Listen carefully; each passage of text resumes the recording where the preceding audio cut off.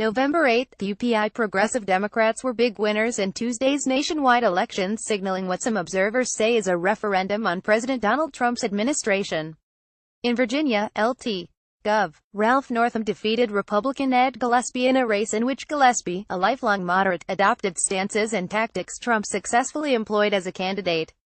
Gillespie offered tough positions on immigration, supported the retention of Confederate monuments and made football players protest campaigns an issue.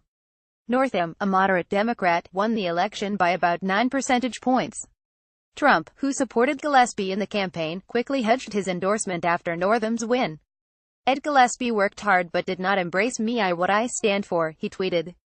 With the economy doing record numbers, we will continue to win, even bigger than before. Tuesdays were the first nationwide elections under the Trump administration. Democrats also made gains in Virginia's Legislative House of Delegates, where all 100 seats were up for vote. Winners included Dawn Adams, the state's first openly lesbian delegate Elizabeth Guzman and Hala Ayala, Virginia's first Latina delegate. Winners Kathy Tran, the first Asian American delegate Socialist Lee Carter, and transgender Danica Rome, who defeated social conservative Robert Marshall. Rome called Marshall a mirror of Trump, and Marshall had referred to himself as the state's chief homophobe throughout the campaign. The progressive cause also succeeded in New Jersey, where Democrat Phil Murphy easily defeated Republican Lt.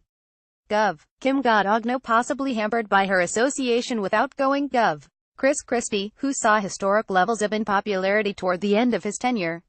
He is also a prominent member of Trump's circle of advisors.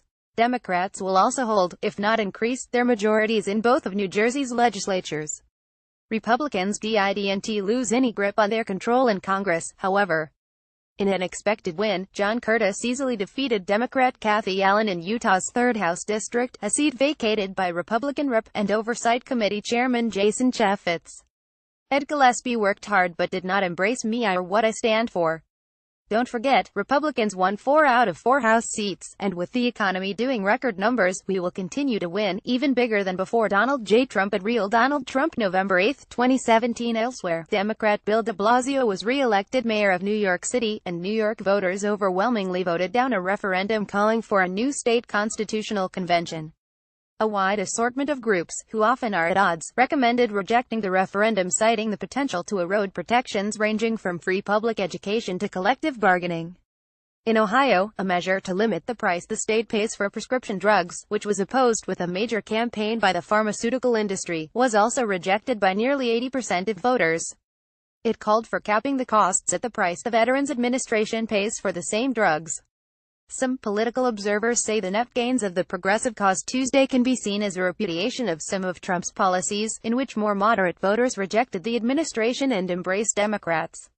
In Massachusetts, Democrat Martin Walsh was re-elected mayor of Boston. Flint, Michigan, Mayor Karen Weaver survived a recall vote to serve the remainder of her 2-year term. Democrat V. Lyles was elected the first female African-American mayor of Charlotte, and Mike Duggan was re-elected mayor of Detroit. Maine voters approved a referendum to expand Medicaid for low-income adults, a key element of the Democrats' Affordable Care Act, after Gov.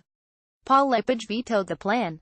Success of the Medicaid referendum is seen as a bellwether for continuing support of the ACA, despite the Trump administration's attempts to reduce its scope and impact.